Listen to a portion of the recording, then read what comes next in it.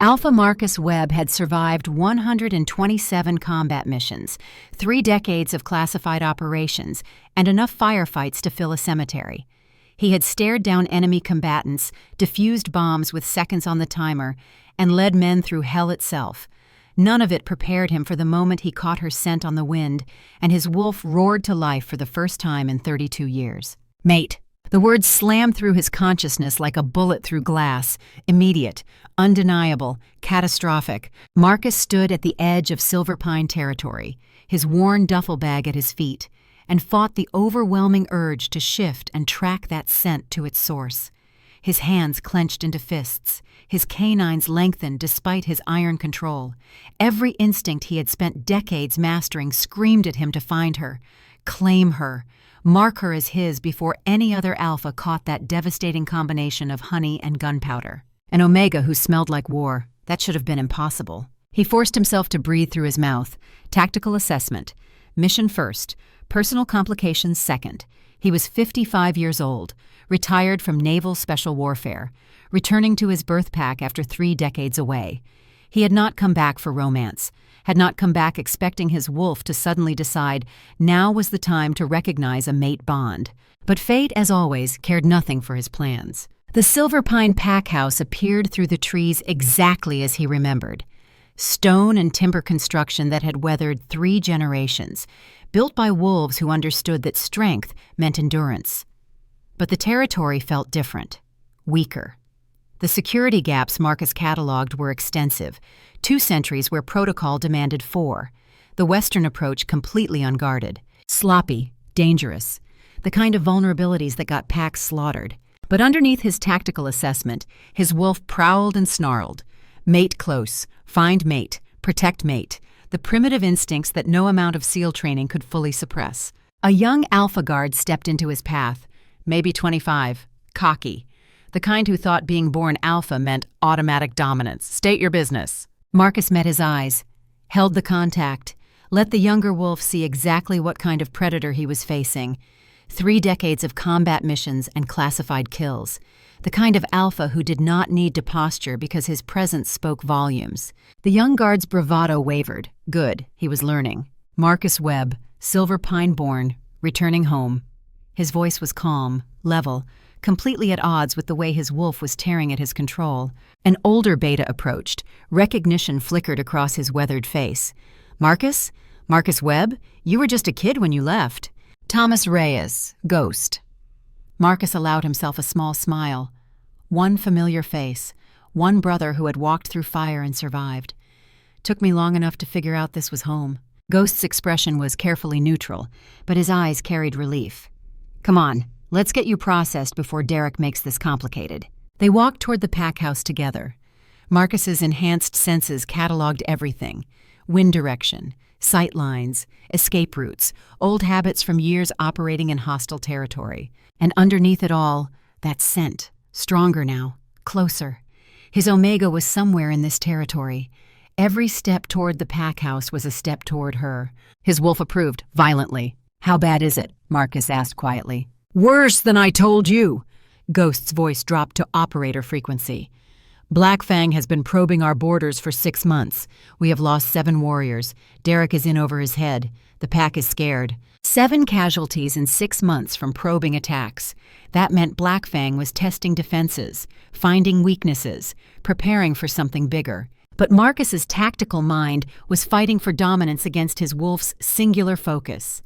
Mate, find mate, claim mate. Every alpha instinct he possessed was screaming. They entered the pack house. The great hall was full of pack members. Conversations paused as Marcus walked through. Some recognized the young wolf who had left at 23. Others only saw a stranger with military bearing and eyes that had seen too much. Then Marcus caught movement at the far edge of the hall. A figure near the Omega serving area. Female, moving with careful precision, trying to be invisible. His head turned, his eyes found her, and the world stopped. She was not young, maybe 45, not the soft Omega ideal that packs worshipped. She was tall for an Omega, maybe 5'9", lean muscle under travel-worn clothes, dark hair streaked with silver pulled back in a practical braid, and scars, visible scars on her hands and neck that spoke of combat, of survival, of a life that had been anything but sheltered. But it was her eyes that struck him, pale gray like winter storms, sharp, assessing, the eyes of someone who calculated threats and planned responses. She looked at him. Their eyes met. The mate bond slammed into place like a physical blow. Marcus actually staggered, felt it lock into his chest.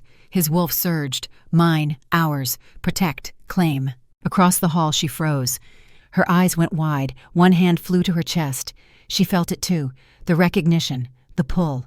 Then she did something that shocked him. She dropped her eyes, turned away, and fled. An Omega running from her fated mate. That was wrong.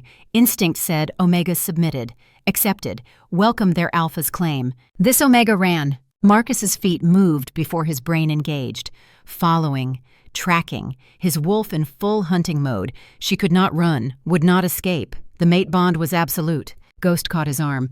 Marcus, focus, Derek is waiting. There is an Omega. Marcus's voice was rough, strained. Did you see her? Gray eyes, scarred. Ghost's expression shifted. Understanding. The refugee. Showed up 2 weeks ago. Packless.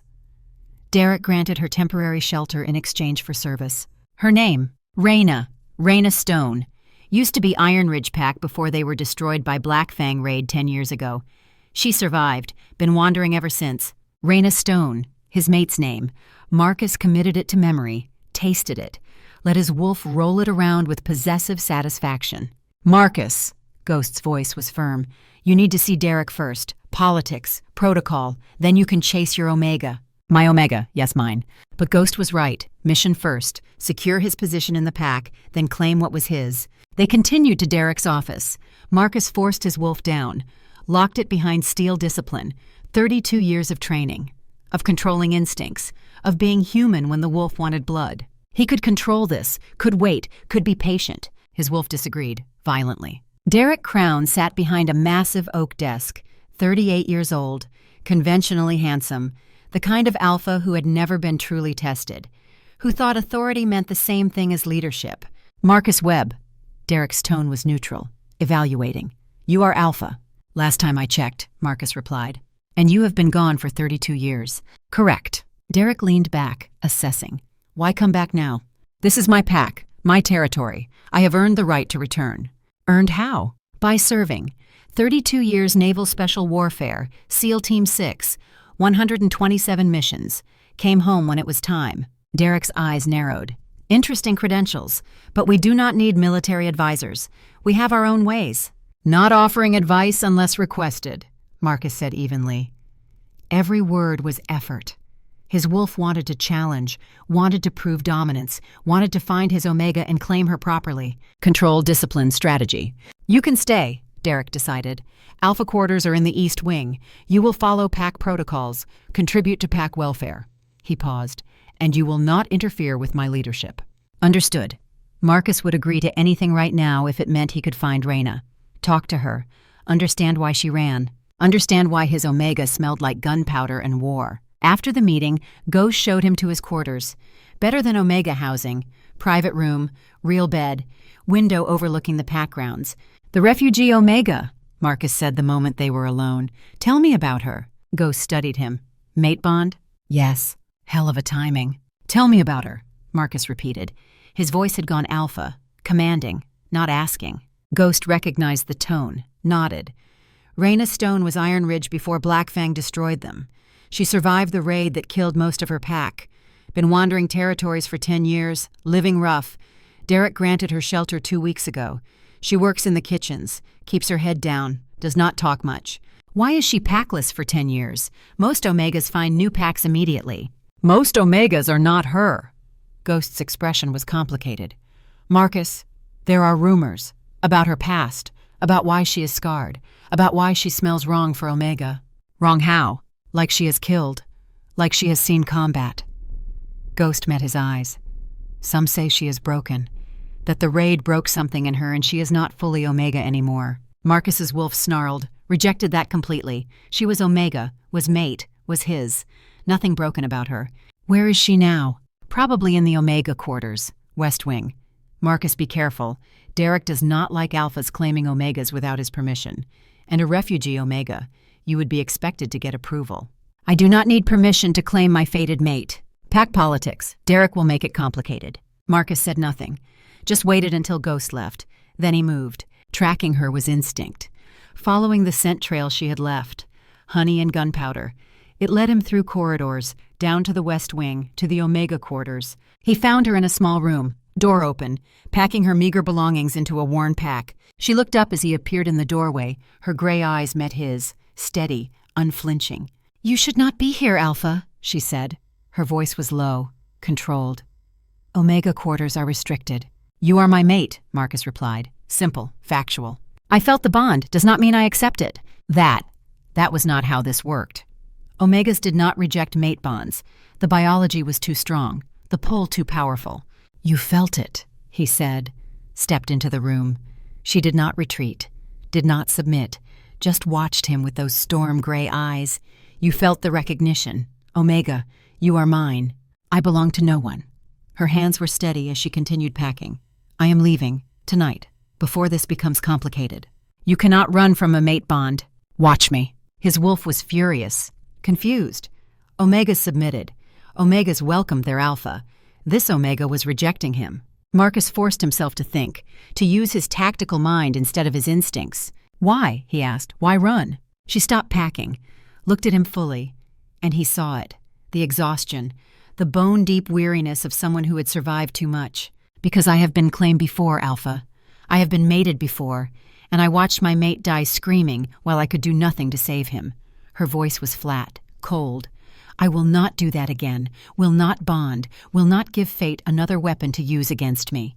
Understanding crashed through him. She had lost a mate. The bond had been severed by death. That kind of trauma broke most Omegas, left them hollow, unable to bond again. But she had survived, had kept going for 10 years, alone, packless, strong in ways that should have been impossible. "I am not him," Marcus said quietly, "and I am not easy to kill." "Everyone dies eventually, Alpha. Some just take longer than others. My name is Marcus Webb, and you are Reyna Stone." She blinked, surprised he knew her name. "Ghost told you?" "Yes." "Then Ghost also told you I am broken, that I am not proper Omega, that I have killed and survived and become something that does not fit anymore. He said there were rumors. I do not care about rumors." "You should." She turned back to her packing. "I am leaving at nightfall. You should forget you ever caught my scent." Forget. As if that was possible. As if he could unfeel the mate bond that was currently tearing his control to shreds. "I am SEAL Team 6, Marcus said. "Retired. 32 years of combat operations. I know what killing does to people. I know what trauma looks like. And I know that surviving does not make you broken. It makes you strong." She went very still. "You were military." "Yes." "What unit?" "Naval Special Warfare, DEVGRU. "You have killed." Not a question, a statement. "More than I can count," he replied honestly. "You have nightmares. Every night at 0300. You wake up reaching for weapons that are not there." "Yes." She turned to face him fully, studying him with new intensity, seeing him, really seeing him. "You are 55 years old," she said slowly. "You are scarred, you are damaged, and you still came back to this pack even though you knew they would not welcome you properly." "I came back because Ghost asked, because the pack needs help, because I spent 32 years running and it did not make me whole. And now you find a mate bond." Her laugh was bitter. "Fate has a cruel sense of humor. Or fate knows we need each other." "I do not need anyone, Alpha." "Marcus," he corrected. "And yes, you do. You are running, have been running for 10 years. At some point, you have to stop." "Why?" Her voice cracked, just slightly. "Why stop when stopping means bonding again? Means giving someone power to destroy me? I have survived alone. I can keep surviving alone." "You can," Marcus agreed, "but you do not have to." They stood in silence. Two damaged people, two survivors, the mate bond pulling between them like gravity, inevitable, inescapable. "I cannot," she whispered. "I cannot do this again, cannot bond, cannot trust fate. It already took everything once." "Then do not trust fate. Trust me." Marcus took one careful step closer. "I am asking for a chance, not claiming, not demanding, just asking. Give me time to prove that I am not your first mate, that I am different, that I am strong enough to survive whatever hell comes. And if you die anyway? If Black Fang kills you? If Derek's incompetence gets you killed? What then? then you will have had someone who fought for you, who stood beside you, who saw you as strong instead of broken." He paused. "Is dying alone better than living together?" She closed her eyes. He could see the war happening inside her. Omega instincts screaming to accept, to submit, to take the alpha offering protection and partnership. But trauma, loss, pain, all of it fighting back. "I will make you a deal," Marcus said quietly. "Stay, for 1 week. Let me prove myself. If after 1 week you still want to leave, I will not stop you. Will not claim you against your will. Will let you go." "You would do that? Let your fated mate walk away?" "I would respect your choice, even if it destroys me." Reyna opened her eyes, studied him, searching for lies, for manipulation, for the trap. 1 week, she finally said, "but no claiming, no bonding, no mating, just coexistence." "Agreed. And if Derek demands I submit to his authority, you do not interfere." "Cannot agree to that," Marcus said. "You are my Omega, mine to protect. If Derek threatens you, I respond. I am not your Omega, we have no bond. We have the mate recognition, that is enough." "Possessive alpha nonsense," she muttered. But he heard the Omega in her voice, the part that was pleased, that wanted protection, that wanted him. "Accurate alpha instinct," he corrected. 1 week, Reyna. Give me 1 week." She nodded slowly. 1 week, then I decide." It was not a victory, but it was not defeat, it was a chance. Marcus would take it. That night, the pack gathered for dinner. Marcus took his seat at the alpha table. Derek's expression was calculating. The other alphas assessed him, measuring threat level, determining hierarchy. Marcus ignored them all. His eyes tracked Reyna as she moved through the hall with other Omegas, serving food, keeping her head down, trying to be invisible. But she was not invisible to him, could never be invisible to him. Their eyes met across the hall, held, the mate bond pulled. She looked away first, but not in submission, in self-protection. 1 week. He had 1 week to convince her that he was worth the risk. After dinner, Marcus found Ghost outside. "I need intel." "On?" "Black Fang, their capabilities, their patterns, everything." "Why?" "Because if I am staying, I am making myself useful, and making myself useful means protecting this pack." He paused. "And my Omega is in this territory. I will not let Black Fang threaten her." Ghost's mouth twitched. "She agreed to stay?" 1 week trial. Then she decides if I am worth bonding to." "You have 1 week to convince a traumatized Omega who has been alone for 10 years that mating again is safe." Ghost shook his head. "That is a hell of a mission, brother. I have had harder." "Name one." Marcus could not, but he also could not walk away. Reyna was his. Mate. Omega. The one his wolf had been waiting 32 years to find. He would convince her, would prove himself, would show her that he was strong enough, capable enough, worthy enough, or he would die trying. The next morning, Marcus woke at 0400. Old habits. He ran the perimeter, cataloged security gaps, made mental notes of improvements needed, and tracked Reyna's scent to the kitchens where she was already working. She looked up as he entered. Her expression was wary. "Alpha." "Marcus," he corrected. "I brought coffee." He held up 2 cups. "Thought you might need it." She stared at him. "You are courting me with coffee?" "I am offering basic courtesy. If you want to call it courting, that is your choice." A smile threatened at the corner of her mouth, small, reluctant. "What do you want, Marcus?" "To talk, to learn about you, to start earning that week you gave me." "I am working. I can wait." And he did. Stood there, patient, while she finished her tasks. The other Omegas stared, whispered, an alpha waiting on an Omega. Unheard of. Finally, she finished, wiped her hands, took the coffee he offered. "You are persistent." "I am motivated." They walked outside together, dawn light painting the sky. Territory quiet except for bird song and wind through trees. "Tell me about your mate," Marcus said, "the one you lost." She went rigid. "Why?" "Because he is part of your story, part of who you are, and if I am going to convince you I am different, I need to understand what happened." Reyna was silent for a long moment, then quietly. "His name was David. We bonded young. I was 20. He was 25. Alpha. Strong. Good. We were happy." Her voice went flat. "Black Fang attacked Iron Ridge 10 years ago. Coordinated assault. They hit us at dawn. David was defending the pack house. I was with the civilians in the safe room. We felt the bond. Felt him fighting. Felt him bleeding." She stopped walking. "Then I felt him die. Felt the bond sever. It was like being torn in half while still breathing. Marcus said nothing, just listened, let her speak. The safe room flooded with Black Fang wolves. They killed everyone, except me. I fought, killed 3 of them before they overwhelmed me. They were going to kill me too, but their alpha stopped them. Her hands clenched. He said I was too strong for Omega, too dangerous, that I should be claimed by one of his alphas, bred, made to submit. Rage. Pure rage flooded through Marcus. His wolf snarled, demanded blood, demanded vengeance. I refused, Reyna continued. Fought. They beat me, scarred me, but I did not submit.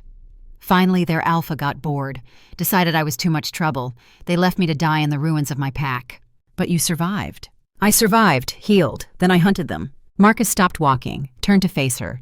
You hunted Black Fang. For 3 years, alone, killed 12 of them, one by one, made them pay for David, for my pack, for thinking I would submit.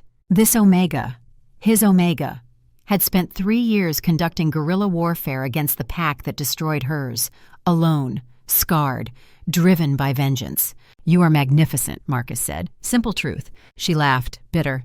I am damaged, broken, not proper Omega. You are a warrior. You are strong. You are exactly what I need. What you need is a proper Omega, soft, submissive, someone who will give you pups and run your household and submit to your every command. I have never wanted proper, Marcus replied. I want real. I want strong. I want someone who understands what I am, what I have done, what I carry. You barely know me. I know you survived hell. I know you fought back when most would have broken. I know you smell like gunpowder and honey in war. That is enough. They stood in dawn light. 2 warriors, 2 survivors, the mate bond singing between them. 1 week, Reyna said softly. You have 5 days left. Then I will make them count. Over the next 3 days, Marcus courted his Omega with patience and strategy. He brought her coffee each morning, walked with her, listened to her stories, shared his own. He told her about Afghanistan, about losing teammates, about the nightmares that never fully stopped. She told him about hunting Black Fang, about the cold satisfaction of each kill, about the emptiness that followed revenge. They trained together. She was good, scarred but skilled, knew how to fight, how to kill. His wolf approved, wanted her, needed her, but respected her boundaries. On the 4th night, the alarm bell rang. Black Fang attack. Marcus moved instantly, combat mode, found Reyna in the chaos. Safe room, he ordered. No. Her eyes were hard, cold. I fight. Reyna. I am not helpless, Omega, Marcus. I am warrior. If Black Fang is here, I fight. His alpha instincts screamed, protect, shield, keep safe. But he saw her. Really saw her. This was not Omega needing protection. This was warrior demanding to stand. Together then, he said, we fight together. Her smile was fierce. Together. They moved as one. Marcus's tactical expertise, Reyna's brutal efficiency. They coordinated without words, defending territory, protecting pack. The Black Fang wolves were surprised, confused. They expected resistance, but not this. Not an alpha and Omega fighting as perfect team. Marcus killed 5. Reyna killed 3. Together they drove the attackers back. When it was over, they stood in the aftermath, breathing hard, covered in blood. Reyna looked at him, really looked, and something shifted in her eyes. You let me fight, she said. You are warrior, I respect that. Most alphas would have locked me away, protected me whether I wanted it or not. I am not most alphas. She stepped closer, close enough that he could feel her heat, smell her scent. No, you are not. The mate bond pulled, stronger now, amplified by battle, by adrenaline, by seeing each other truly. Reyna, Marcus said. His voice was rough, strained. May I? She understood what he was asking. Permission, consent. Despite every alpha instinct screaming to take, to claim, he was asking. Yes, she whispered. He kissed her, finally. After 5 days of restraint and patience and proving himself, he kissed his Omega. She melted into him, kissed back. The mate bond flared, bright, hot, right. When they broke apart, both breathing hard, she said, I am still afraid. So am I. I am still damaged. So am I. But I want this, want you, want us. Then you have me, Marcus promised, for as long as you will have me, mate, partner, yours. Mine, she agreed, her Omega accepting, claiming. And you are mine too, Alpha, mine to keep, mine to protect, mine to love. Always. They stood together in the aftermath of battle. Two warriors, two survivors, two broken people who found each other and decided that broken together was better than whole alone. The pack stared, whispered, and Alpha and Omega covered in blood, holding each other, claiming each other. Derek would object, would try to intervene, would make this complicated. Marcus did not care. His Omega was his. The mate bond was sealed. Nothing would separate them. Not Derek, not Blackfang, not fate itself. He had found her, claimed her, would protect her until his dying breath. And she, his fierce warrior Omega, would fight beside him, partner, equal, mate. Together, they were unstoppable. The war with Blackfang was just beginning, but Marcus had something worth fighting for now, someone worth surviving for. He had his mate, and he would burn the world to keep her safe. The morning after the attack brought consequences. Marcus woke with Reyna in his arms. She had stayed in his quarters. Proper protocol dictated she should have returned to Omega housing. Neither of them cared about proper protocol. She was warm against him. Real. His. The mate bond hummed between them. Content, satisfied, right. "We need to talk to Derek," Reyna said quietly. "About us, about the bond. I do not need his permission to claim my mate. No, but pack politics exist whether we like them or not." She turned in his arms, met his eyes. "I am refugee Omega. You are returned Alpha. Derek will make this complicated. Let him try." "Marcus." Her voice was patient, gentle. "I have survived by being smart, by choosing my battles. This is not the battle to fight. Not yet." His alpha instincts bristled, wanted to fight, wanted to prove dominance, wanted to make clear that Reyna was his and Derek had no authority over that. But she was right. Strategy over emotion. Pick the ground. Choose the moment. "Fine," he agreed reluctantly. "We talked to Derek. Formal request for bonding approval." "Thank you." They dressed, walked to Derek's office together, Marcus's hand on her lower back. Possessive. Claiming. Every wolf who saw them would understand. This Omega belonged to this Alpha. The mate bond was clear. Derek's expression when they entered was cold, calculating. "Alpha Webb, Omega Stone, I assume you have explanation for last night's breach of protocol." "We are fated mates," Marcus said simply. "We are requesting formal approval to complete the bond." Denied. The single word hung in the air. Marcus's wolf snarled. Rage flooded through him. Hot, immediate, violent. Reyna's hand on his arm, grounding. "May I ask why, Alpha Crown?" Derek stood, walked around his desk. Power play. Establishing dominance. "Omega Stone, you are refugee. Packless. I granted you shelter out of generosity, but that does not grant you the right to bond with pack alphas without my approval." "She is my fated mate," Marcus said. His voice was low, dangerous. "That is not something that requires your approval." "Everything in my pack requires my approval. You are returned Alpha. You have been here less than a week. You have no standing, no authority, and you will not claim Omegas without going through proper channels." Proper channels. A courting period, 6 months minimum, public courtship. Then if I am satisfied the bond is legitimate and beneficial to pack stability, I may grant approval. 6 months. Derek wanted them to wait 6 months, while the mate bond burned between them, while every instinct screamed to complete it, while Blackfang threatened the borders. "That is unacceptable," Marcus said. "That is pack law." "Pack law does not supersede mate bonds. My authority does." Derek's voice hardened. "You want to bond this Omega? You follow my rules, or you leave my territory. Your choice, Alpha Webb." Reyna's fingers tightened on his arm. Warning, do not fight this now. Do not make this the hill to die on. Marcus forced himself to think past the rage, past the alpha instinct screaming to challenge, to fight, to prove Derek had no authority over his mate. Strategic assessment. Derek held power, had pack support. Challenging him now would divide loyalties, create chaos, weaken defenses when Blackfang was probing. "I need to speak with my mate," Marcus said carefully, privately. "You have 1 hour," Derek replied. "Then I expect your decision." They left, walked to the training yard where they could speak without being overheard. "He is testing you," Reyna said. "Testing whether you will fall in line, accept his authority." "I do not fall in line." "I know, but we need to be smart about this." She turned to face him. 6 months is not forever, and I have waited 10 years. I can wait 6 more months if it means we stay safe. Stay together. Stay in territory where we can actually help these people. You would wait, after finally deciding to accept the bond? I would wait for you.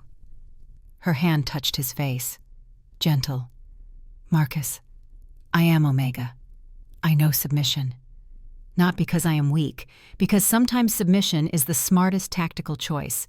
Derek wants to see you bow. Fine. Give him the appearance of submission. Then we plan, we prepare, and when the time is right, we show him what real alpha strength looks like. She was right. Infuriating, but right. This was not the battle.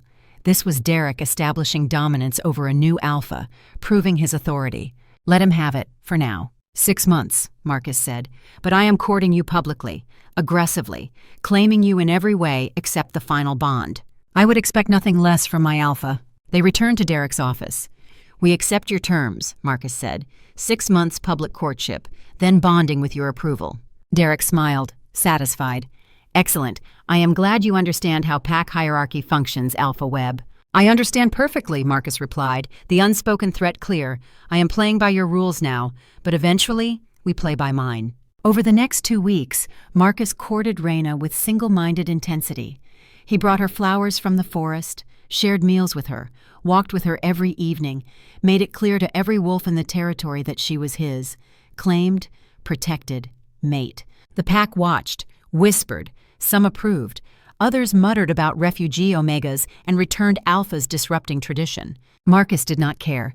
His focus was Reyna, protecting her, proving to her that he was worth the wait, worth the risk. And at night, when they were alone in his quarters where she now slept despite protocol, they planned. Black Fang is getting bolder, Reyna said. She was studying maps Marcus had drawn, marking attack patterns.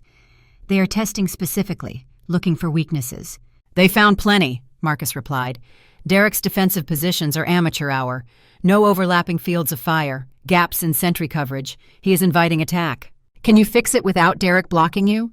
If I am subtle, position it as helpful suggestions rather than corrections. Marcus traced new positions on the map. Ghost can help. He still has respect among the older warriors. What about me? What about you?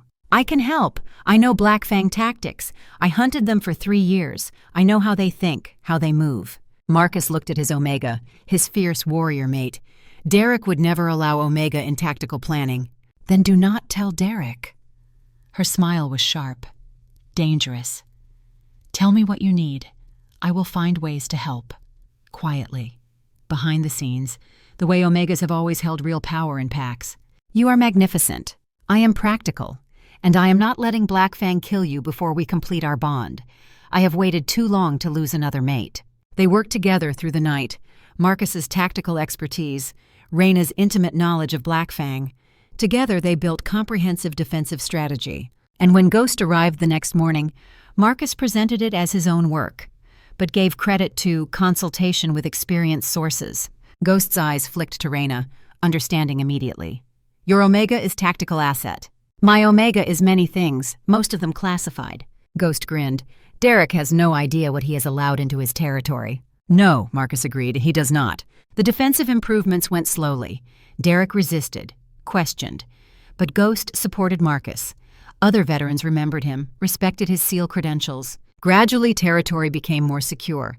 Sentries repositioned, early warning systems established, fallback positions prepared. And through it all, Marcus courted his Omega. Publicly, possessively, making sure everyone understood that when the 6 months ended, she would be his completely. Reyna bloomed under his attention, came out of her shell, stopped trying to be invisible. Other Omegas started talking to her, accepting her. She was no longer just refugee. She was Alpha Marcus's mate-to-be. On the 30th day, everything changed. Ghost found Marcus at the eastern perimeter. We have a problem. Black Fang? Worse, Derek made a deal. I shot through Marcus's veins. What kind of deal? Territorial concessions, northern ridgelands, in exchange for peace. Ghost's expression was grim. He signed it this morning, without consulting counsel, without discussing it with you, just agreed. That is suicide. Northern Ridge is strategic, gives Black Fang high ground, line of sight into our territory. They will use it to position forces for assault. I know, you know, Derek thinks it buys peace. It buys invasion. Marcus's mind was already calculating. When does the concession take effect? 72 hours. 3 days. They had 3 days before Silverpine handed Black Fang tactical advantage that would cost lives. Marcus made a decision. Ghost, gather every veteran you trust. Meet me at the old den site at midnight. Tell no one else. What are you planning? I am planning to do what Derek will not. Protect this pack. That night, 12 veterans assembled in secret. Marcus laid out the situation. Derek's deal. Black Fang's inevitable betrayal. The strategic nightmare of ceding Northern Ridge. We cannot allow this, Marcus said, so we do not. Derek is alpha, one of the older warriors said. His word is law. His word is going to get people killed. I will not allow that. What are you proposing? Ghost asked. We hold Northern Ridge, regardless of what Derek promised. We fortify. We defend. And when Black Fang comes to claim it, we make them bleed for every inch. That is insubordination, someone said. Derek will have your head. Derek can try. Marcus met their eyes, each one. I am asking volunteers. No one is obligated. But I am holding that ridge, with or without help, because my mate is in this territory, and I will not let Black Fang have tactical advantage over her. Silence. Then Ghost stepped forward. I am in. One by one, the others followed. 12 veterans. 12 warriors who remembered what real leadership looked like. We move at dawn, Marcus said. Gear up. This is going to get ugly. Reyna was waiting when he returned to his quarters. She took one look at his face and knew. You are going to do something Derek will hate, she said. Yes. Something dangerous. Yes. Something that might get you killed or exiled. Possibly. She was quiet for a long moment, then, I'm coming with you. Reyna, do not even try, Alpha. You are my mate. Where you go, I go. We are bonded in everything except the final ceremony. That means I stand with you, fight with you, bleed with you if necessary. This could end badly. Everything could end badly, but I refused to lose you because I stayed behind where it was safe. Her gray eyes were fierce, determined. You respected my strength as warrior. Now respect my choice as mate. I fight beside you, or I fight alone. Either way, I fight. Marcus looked at his Omega, his fierce, scarred, magnificent Omega, and surrendered. Together then, he said. Together, she agreed. Always together. At dawn, they moved to Northern Ridge. 13 warriors, 1 Omega, against Pack law, against Alpha command. But for Pack survival. They fortified positions, set up defensive lines, prepared for the storm they knew was coming. And when Derek discovered what they had done, when he arrived with his loyal Alphas demanding they stand down, Marcus stood his ground. This ridge does not belong to Black Fang, Marcus said. His voice was Alpha, command, absolute. Not now, not ever. You want to hand them tactical advantage? Do it somewhere else. But this ground is mine, and I hold it. You dare defy my direct order? I dare protect Pack lives, even when Alpha is too stupid to do it himself. Derek's face went purple with rage.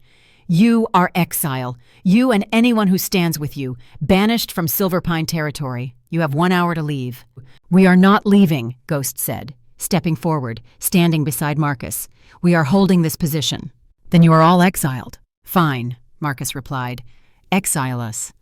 But when Black Fang comes, when they use this ridge to position for assault, remember that you chose politics over Pack survival. Derek stormed off, took his loyal Alphas with him, left Marcus and his warriors standing on Northern Ridge. Reyna moved to his side, slipped her hand into his.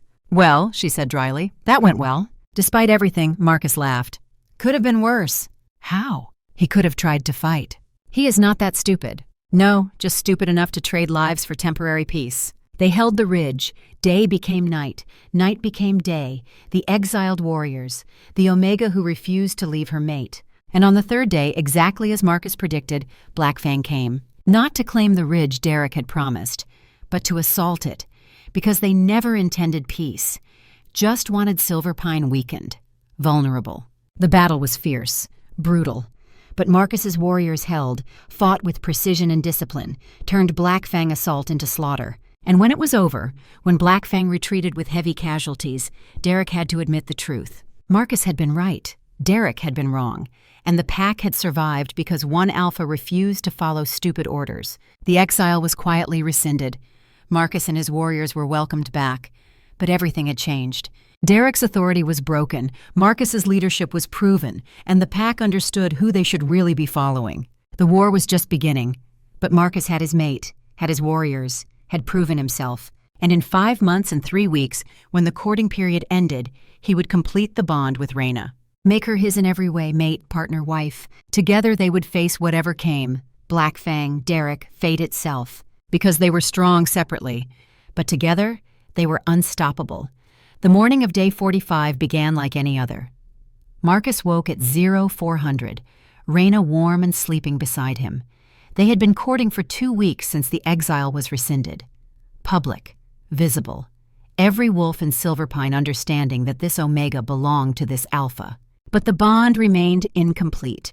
Derek's 6-month decree still hung over them like a sword, 4.5 months remaining before they could officially mate, before Marcus could claim her fully, before the bond could be sealed. His wolf hated it, snarled constantly, wanted to bite, to mark, to make absolutely certain every creature in the territory understood she was his. Marcus controlled it, barely. Discipline, strategy, wait for the right moment. Then Reyna stirred beside him, made a sound, small, pained, and her scent changed. Heat. His Omega was going into heat. Every alpha instinct Marcus possessed roared to immediate life. His wolf surged, demanded, claim her, mate her, complete the bond now. Reyna's eyes opened, gray turning to silver as her Omega nature took control. She looked at him, whimpered, "Marcus, Alpha, I know." His voice was strained, rough, fighting for control against instincts that were screaming. "I know, Omega, but we cannot. Not yet. Derek's decree. Please." She reached for him, her scent filling the room, honey and gunpowder and desperate Omega need. "Please, Alpha. It hurts. I need you. Need your bite. Need your claim." Marcus was off the bed, across the room, putting distance between them before his control shattered completely. His hands gripped the window frame, wood creaking under the pressure. "Reyna, listen to me. If I claim you now, Derek will exile us both. We'll use it as excuse to remove me from Pack. We lose everything." "I do not care." She was off the bed now, moving toward him, her body calling to his, biology demanding what Pack law denied. "I need my Alpha. Please, Marcus, please." He turned, caught her, held her at arm's length despite every instinct screaming to pull her close, to give her what she needed, what they both needed. "Go to the Omega safe room," he said. His voice was Alpha command, absolute. "Now, lock yourself in. I will post guards, keep other Alphas away. But you cannot stay here. Not like this. I will not claim you against Pack law even if you beg me to." Tears filled her eyes. "You are rejecting me." "Never. I am protecting you, protecting us, protecting our future." He released her, stepped back. "Go, now, before I lose control and ruin everything." She went, stumbling, crying, her Omega in full distress. And Marcus stood there, fists clenched, wolf raging, every fiber of his being demanding he follow, claim, mate. He did not move, could not move, because moving meant losing control. And losing control meant giving Derek exactly what he wanted. Ghost found him 30 minutes later, still standing at the window, shaking with the effort of control. "The Pack knows," Ghost said quietly. "Unclaimed Omega in heat. Every Alpha can smell it. There are already fights breaking out, territorial disputes, 3 challenges for dominance in the last 20 minutes. Post guards at the Omega safe room, veterans only, wolves I trust. No one goes in, no one disturbs her. Marcus, you need to claim her. This is cruel to both of you. Derek will exile us." "Then challenge Derek. Take Alpha position. Make your own laws." "Not yet. Timing is wrong. Black Fang is still probing. Pack is not ready for leadership change." Marcus turned to face his brother. "I can control this. Will control this. She stays safe. I stay controlled. We survive Derek's decree." Ghost looked at him for a long moment. "You are stronger than I thought." "I am motivated." Over the next 3 days, Marcus did not sleep, did not eat, stood guard outside the Omega safe room while Reyna suffered through her heat alone, her cries, her whimpers, her begging for her Alpha. It tore him apart. Other Alphas approached, drawn by the scent, territorial instincts demanding they investigate, possibly claim the unclaimed Omega in heat. Marcus met each one, eyes Alpha, voice command. "She is mine. Touch her and I will kill you." Most backed down immediately. A few pushed, challenged. Marcus put them down, hard, fast, No mercy for anyone who threatened his Omega. Derek arrived on day 3, found Marcus standing outside the safe room, blood on his knuckles from the last Alpha who tried to push past him. "This cannot continue," Derek said. "The pack is in chaos. Alpha's fighting. Omega in distress. You need to claim her or send her away." "She is mine," Marcus replied. His voice was barely human. Wolf too close to the surface. "She stays." "Then claim her." "You forbid it." "I am making exception. For pack stability. Claim your Omega. Complete the bond. End this." Marcus stared at Derek, searching for the trap, the angle. Derek never did anything that did not benefit Derek. "Why?" Marcus asked. "Because watching you stand here for 3 days guarding an Omega in heat has proven something. You have more control than any Alpha I have ever seen. More discipline. More strength." Derek's expression was calculating. "And because the pack is watching, seeing you protect her, seeing you refuse to take what biology demands because you respect pack law, it makes you look strong, makes me look weak. I cannot afford that." Truth. Finally. Derek's authority was threatened by Marcus's display of control, so Derek would remove the threat by allowing the claim. "Politics, always politics. You give permission," Marcus said, "officially, publicly, in front of witnesses." Agreed. Derek gathered the pack, made formal announcement. Alpha Marcus Webb had permission to claim Omega Reyna Stone. The courting period was waived due to biological necessity. The bond was approved. Marcus did not wait, did not perform ceremony, just entered the safe room and found his Omega. She was curled in the corner, shaking, crying, her heat peaking, desperate.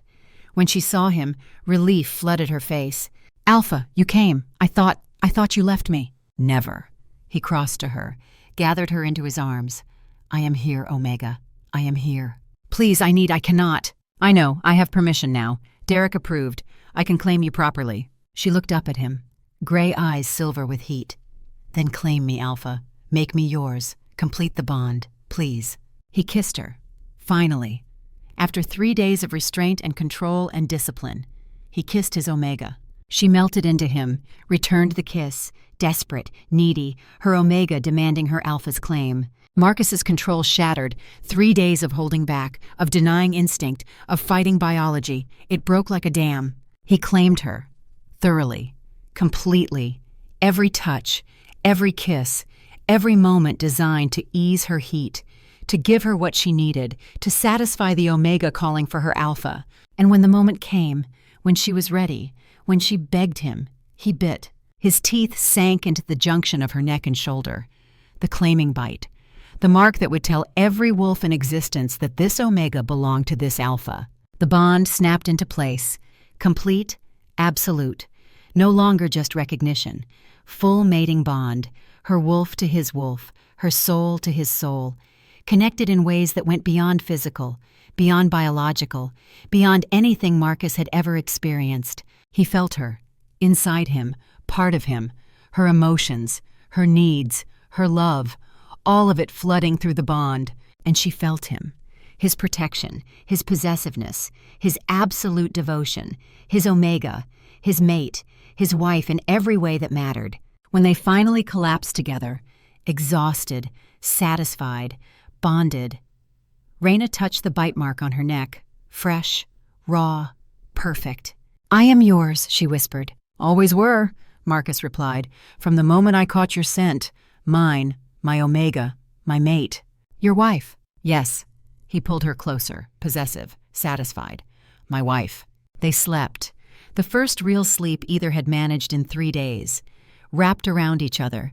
The bond humming between them. Content, complete, right, pleat. When they woke, the pack was waiting, watching, wanting to see the claimed Omega, the completed bond. Reyna walked out of the safe room wearing Marcus's shirt, the bite mark visible on her neck. Proud, claimed, his. The pack's reaction was immediate. Recognition, acceptance. This Omega belonged to Alpha Marcus Webb. The bond was sealed. No one would challenge it. Derek's expression was sour. He had been forced to approve, forced to acknowledge. But he hated it. Hated that Marcus had won. Again. Marcus did not care. His Omega was his. The bond was complete. Nothing else mattered. That night, in their quarters, Reyna traced the answering mark on Marcus's shoulder. The Omega's claim, smaller, softer, but equally permanent. "I marked you too," she said, wonder in her voice. "I claimed my alpha." "Always," Marcus confirmed. "We claim each other. Bond goes both ways, Omega. You are mine, and I am yours." "I never thought I would bond again. After David, after losing him, I thought I was too broken." "You were never broken, just waiting for the right alpha." "Arrogant," she teased, but her smile was soft, happy. "Accurate," he corrected. Then more seriously, "I will protect you, always, with everything I am. You will not lose another mate, I promise you that." "You cannot promise that. Death comes for everyone eventually." "Then I will fight death itself before I leave you." She kissed him, soft, gentle, the kind of kiss that spoke of love more than lust. My alpha. My ridiculous, overprotective, wonderful alpha. "Your mate," he corrected, "always your mate." Over the next 2 weeks, the bonded pair transformed pack dynamics. They worked together with seamless coordination.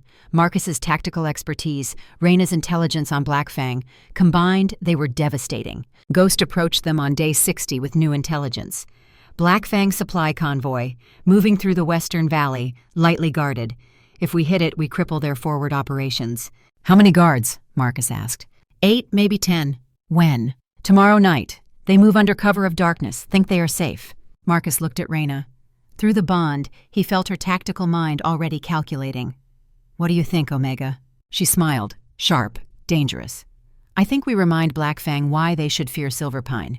"Agreed." They planned through the night. Marcus's combat experience, Reyna's knowledge of Black Fang tactics and routes. They built comprehensive ambush strategy. Ghost would lead one team, Marcus another.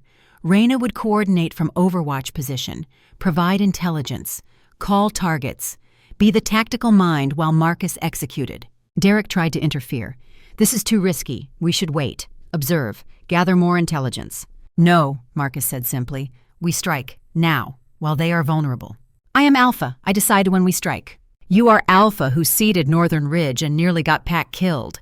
I am Alpha who defended it and saved lives." Marcus's voice was cold, final. "I am taking this mission, with or without your approval. Choose." Derek's face went red, but he also knew. The pack followed Marcus now, respected him, trusted him. Derek's authority was title only. Real power belonged to the Alpha who proved himself. "Fine," Derek spat. "Take your mission. When it fails, remember I warned you. When it succeeds, remember I did it despite you." They moved out at midnight. 2 teams, 16 warriors total. Veterans who trusted Marcus, who had fought beside him, who knew he brought them home. Reyna positioned herself on high ground overlooking the ambush point. Radio, scope, tactical overview. She could see the entire battlefield, direct both teams, be Marcus's eyes where his own could not reach. Through the bond, he felt her focus, her calm, her absolute competence. "Alpha." Her voice came through his earpiece. "Professional, clean." Convoy approaching. 11 guards, 4 vehicles. They are following predicted route. "Understood. Teams in position." "Confirmed. You have the shot whenever you are ready." Marcus smiled, his fierce Omega, his tactical genius mate. "On my mark. 3, 2, 1, execute." Both teams opened fire simultaneously, suppressed weapons, precision shots.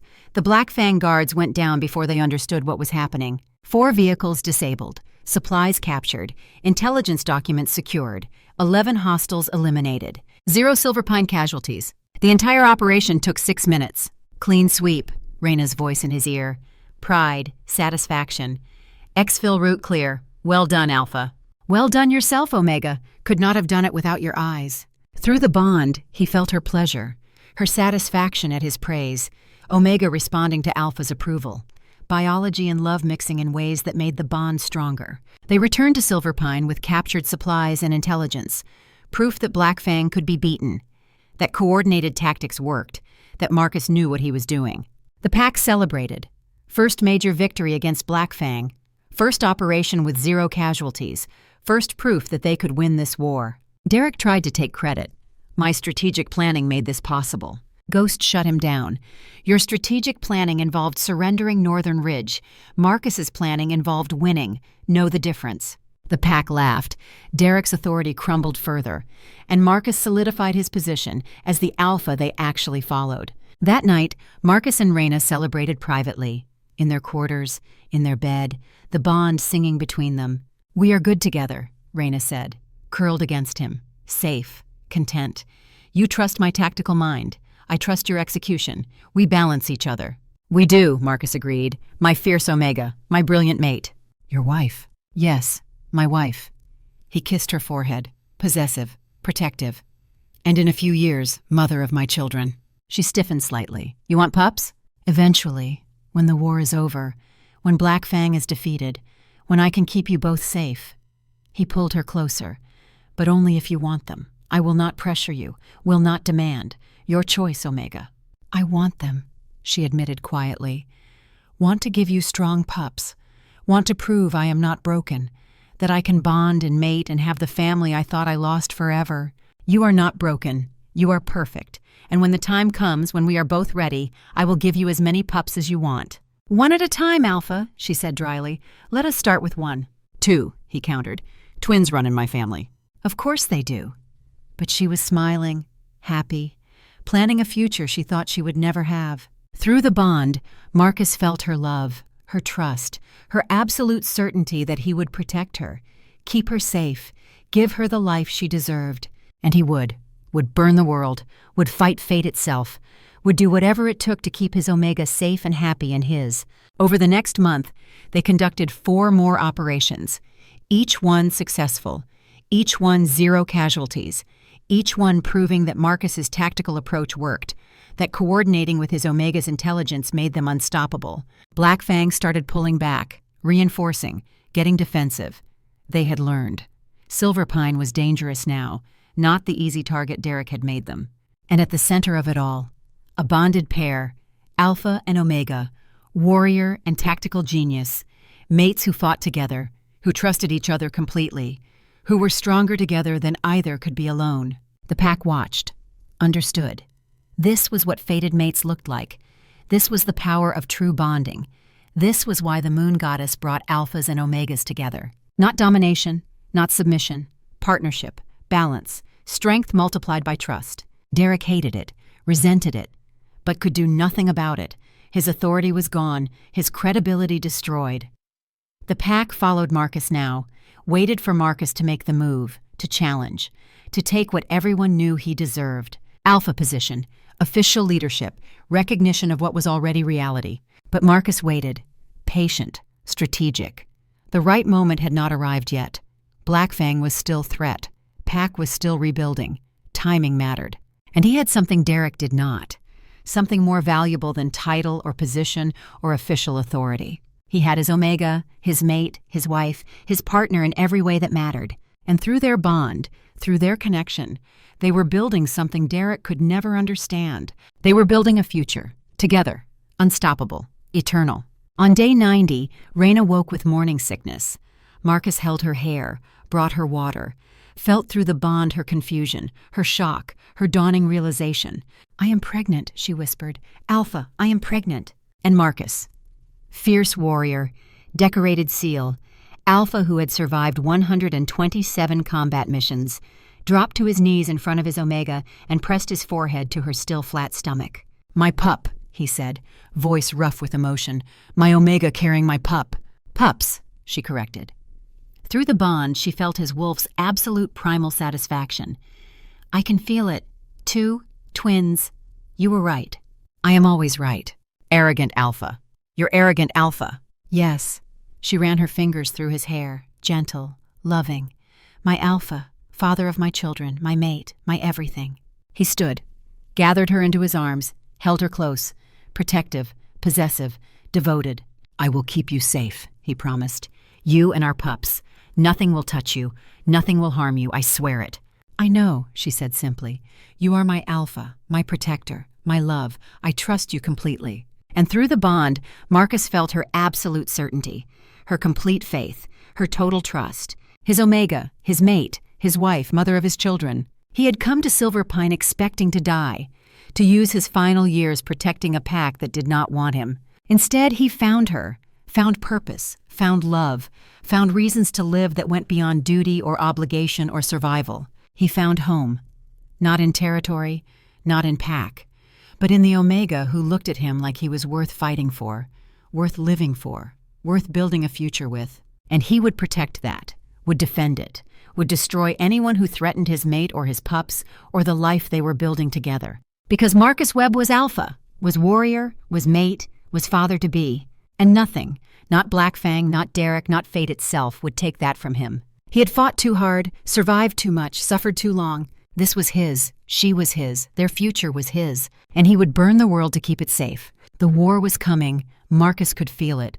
Black Fang would not accept defeat quietly, would not retreat without one final push. But when they came, when the battle arrived, when the real test began, Marcus would be ready, with his Omega beside him, his pups growing inside her, his pack behind him, his skills sharp, his determination absolute. Together, they would win, would survive, would build the life they deserved. Because they were not just Alpha and Omega, not just mates, not just two broken people who found each other. They were warriors, both of them, fighting for something worth protecting, fighting for each other, for their future, for their family, and nothing could stand against that. Nothing. But Marcus underestimated Derek's desperation, and he underestimated how far a weak alpha would go to maintain the illusion of power. The announcement of Reyna's pregnancy changed everything. The pack celebrated, a bonded pair expecting pups, new life, new hope, the future secured. But Derek saw it differently, saw Marcus growing stronger, more established, more permanent. An alpha with mate and pups was an alpha the pack would follow absolutely. Derek's window for maintaining control was closing, and desperate men made desperate choices. Ghost found Marcus on day 95, his expression grim. "We need to talk privately." They walked to the training yard, far from listening ears. Ghost checked perimeter, made certain they were alone. "I saw Derek meeting with someone last night, in the woods, outside pack territory." Ice shot through Marcus's veins. "Who?" "Black Fang. I recognized their scent, their colors." Ghost's jaw was tight. "They talked for maybe 20 minutes. I could not hear everything, but I heard enough." "Tell me." "Derek is selling us out, giving them intelligence on our defenses, our patrol patterns, our weak points." Ghost paused. "He is trying to arrange a deal." "What kind of deal?" "Peace, in exchange for you and Reyna." The world went very still, very cold. Marcus's wolf surged. Rage, absolute rage. Alpha threatening his pregnant Omega. "He is handing us to Black Fang." Marcus's voice was deadly calm, the kind of calm that preceded violence. "My mate, my pregnant mate. He is selling her to the pack that destroyed her first family." "Yes. Why? What does he gain?" "Peace treaty. Black Fang stops attacking if Derek surrenders you. They want your tactical knowledge, want to break you, make an example." Ghost's expression was hard. "And they want Reyna, for what she did, the 12 she killed. They want vengeance." Marcus was already moving, tactical mind calculating. Derek had committed treason, had sold pack security for personal power, had endangered Marcus's pregnant Omega. There was only one response to that. "Call the veterans," Marcus said. "Everyone you trust. Bring them to my quarters. 1 hour. Tell no one else." "What are you planning?" "I am planning to do what should have been done months ago. I am taking pack leadership, tonight, before Derek's deal kills us all." Ghost's smile was sharp, satisfied. "About damn time." 16 veterans assembled in Marcus's quarters, warriors who had fought beside him, who trusted him, who understood that Derek had to go. "Derek is traitor," Marcus said without preamble. "He is selling intelligence to Black Fang, arranging to surrender me and my pregnant mate in exchange for peace." Rage rippled through the room. Betrayal of pack members was unforgivable. Betrayal of a pregnant Omega was unthinkable. "What do you need from us?" one of the veterans asked. "Witnesses, when I challenge him, when I take alpha position. I need wolves who will stand with me, confirm his treason, support the transition." "You have us," Ghost said. "All of us. We stand with you." "Derek will not go quietly. Then we make sure he does not have choice." Ghost's voice was cold, final. "He betrayed us, endangered a pregnant Omega. Pack law is clear. He forfeits everything." They planned through the night how to expose Derek, how to challenge him, how to ensure pack stability during transition. Military precision applied to pack politics. Reyna listened, contributed intelligence, her tactical mind adding layers Marcus had not considered. "You could have excluded me," she said when the others left, "protected me from planning. I am pregnant, vulnerable." "You are my mate," Marcus corrected. My partner. Pregnancy does not make you helpless, just makes me more determined to keep you safe. He pulled her close, protective. And your mind is tactical asset. I need it. Even pregnant Omega's mind? Especially pregnant Omega's mind. You are brilliant, and I am not foolish enough to ignore that just because you are carrying my pups. She kissed him, soft, loving. My alpha, my wonderful, respectful, perfect alpha. Your mate, he corrected. Always your mate. The next morning, Marcus called pack assembly. Derek arrived looking smug, confident, certain his authority was still absolute. Marcus stood before the pack, alpha presence radiating. I am challenging Derek Crown for pack alpha position. Shock rippled through the crowd. Derek's face went pale, then red. On what grounds? Derek demanded. You cannot just challenge without cause. Treason, Marcus said simply. You are selling pack intelligence to Blackfang, arranging to surrender pack members for personal gain. Lies. Ghost witnessed you. Last night. Meeting Blackfang representative. Discussing terms. Marcus's voice carried across the hall. You betrayed your pack, endangered your people. For what? A false peace that would last maybe 6 months before Blackfang attacked anyway? Derek looked to his supporters, found them hesitating, uncertain. Treason was serious accusation, and Derek's recent decisions had not inspired confidence. I did what was necessary for pack survival, Derek tried. Sometimes leaders make hard choices. Leaders protect their people. You sold them out. Marcus stepped forward, alpha dominance rolling off him in waves. I challenge you, tonight, under witness, winner takes pack leadership, loser leaves territory, forever. I do not have to accept your challenge. Pack law says you do. When alpha is accused of treason, any pack member can challenge. You taught me that when you were explaining pack traditions. Marcus's smile was sharp. Did you forget your own laws? Derek was trapped, had to accept or admit cowardice. Either way, his authority was finished. Fine, Derek spat. Tonight, in the pit, we fight. I will tear you apart. We will see. That evening, the pack assembled around the fighting pit, ancient ground where challenges had been settled for generations.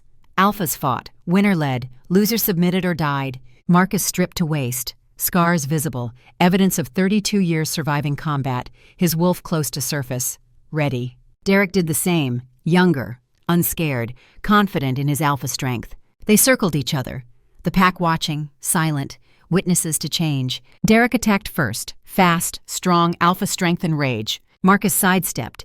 Let Derek's momentum carry him past, did not engage directly, just evaded, conserved energy, tactical. Stop running, Derek snarled. Fight like alpha. I am fighting like warrior. There is difference. Derek charged again. Marcus met him this time, blocked, countered. 32 years of close quarters combat flowing through muscle memory, military discipline against pack brawling. No contest. Marcus systematically dismantled Derek, not through brute strength, through skill, through technique, through experience that came from actual combat where losing meant death. Derek went down hard, bleeding, beaten, his alpha pride shattered along with his nose. Marcus stood over him, dominant, victorious. Submit or die, choose. Derek submitted, bared throat, acknowledged defeat. The pack erupted, new alpha, better alpha, one who actually knew how to lead. Marcus shifted focus immediately. Ghost, you are my second. Beta position. Accepted. We reorganized defensive positions tonight. Blackfang may attack when they learn Derek's deal failed. We prepare. The pack moved, followed his orders without question. This was leadership. This was what they needed. Reyna appeared beside him, touched the bite mark on his shoulder. My alpha. Pack alpha now. Our alpha, he corrected. Pulled her close. Let the pack see. Omega of pack alpha. Mother of future pack heirs. Honored, protected, valued. The pack acknowledged, accepted. Reyna Stone was not just refugee anymore. She was Alpha's mate. Her position secure, her safety absolute. Derek was exiled that night, sent from territory with nothing, his supporters scattered, his authority erased. Justice for treason. And Marcus stood watching him leave, felt no satisfaction, no joy, just grim necessity. He had done what needed doing, removed threat, secured pack. Now he would defend it, because Blackfang would come, would respond to losing their inside source, would attack while pack was transitioning leadership. Marcus was counting on it, was ready for it, had already positioned his pieces. And when they came, when the real war began, when everything they had built was tested, Marcus would prove why Pack chose him, would demonstrate what real alpha looked like, would protect his mate, his pups, his people, with everything he was, everything he had learned, everything he could do, because he was Marcus Webb, SEAL, warrior, alpha, mate, father-to-be. And he protected what was his, always, absolutely, without mercy or hesitation. The war was coming. But so was he, and Black Fang was about to learn what happened when they threatened a SEAL's pregnant mate. They were about to learn the price of making that particular mistake, and it would cost them everything. But first, Marcus needed to secure his Omega, his pregnant mate who carried future Pack heirs, who was target for every enemy Silverpine had. He found her in their quarters, hand on her belly, feeling the pups move. "We need to discuss contingencies," he said quietly. "Evacuation plans?" She knew him too well, knew how his tactical mind worked. "Yes, if Black Fang breaks through, if defenses fail, I need to know you and the pups are safe. I will not leave you to fight alone. You will not have choice. If I give order, you evacuate. You protect our pups. That is non-negotiable." She turned to face him. "You are asking me to run while you die. I am asking you to survive, to keep our children alive, to continue Pack if I fall." He pulled her close. "Reyna, you are strong, you are capable, but you are also pregnant, vulnerable. I cannot protect you and lead defense simultaneously, so I need to know you will do the smart thing, will prioritize pups over pride." Through the bond, he felt her conflict, her desire to fight beside him, her understanding that he was right. "If you give evacuation order, I will go," she finally agreed. "But Marcus, you better survive. Because if you die protecting us, I will find way to bring you back just to kill you myself for leaving me." "That is my Omega, fierce even in surrender, practical even in fear," she corrected. "I know who you are, what you can do, and I trust you to win. But I also prepare for worst case. That is what mates do." They spent the evening planning.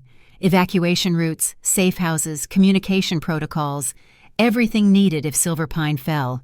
And through it all, Marcus felt his determination solidify.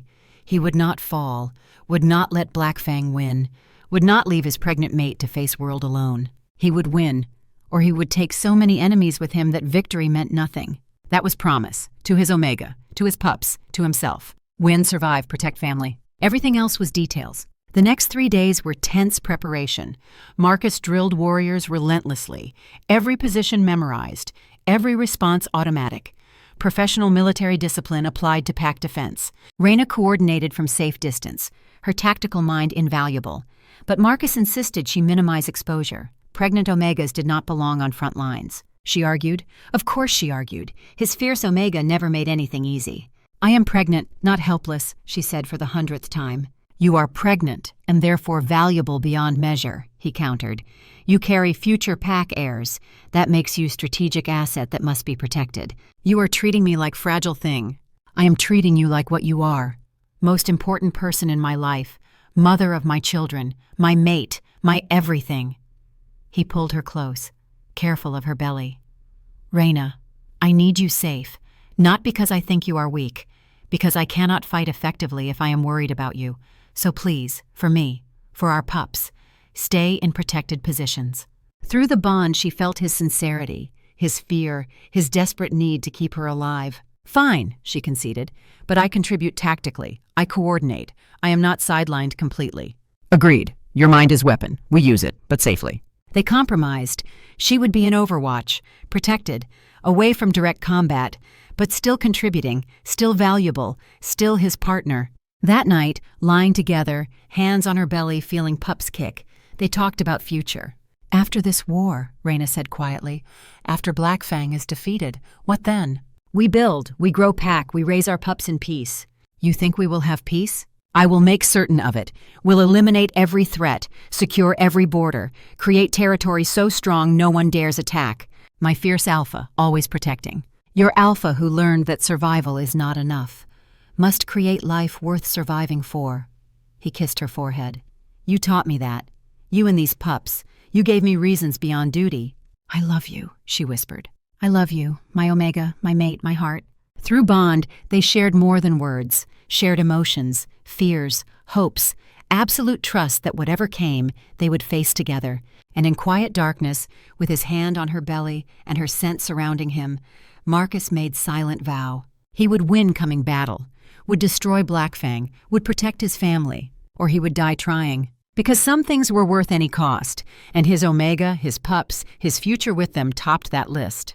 Everything else, victory, survival, leadership, all of it was just means to one end.